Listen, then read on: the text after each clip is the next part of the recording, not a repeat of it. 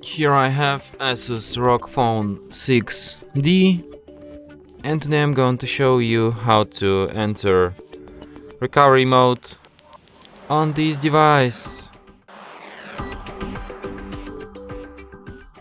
So to do this, firstly you have to turn your device off by holding down power key, then tap power off, and after it turns off completely you have to hold down combination of keys power key plus volume up at the same time for a couple of seconds like this.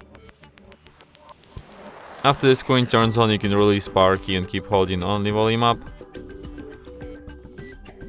After that you will enter this kind of menu where you can select options right here, so you can navigate through this menu using volume keys, and you can select using power key.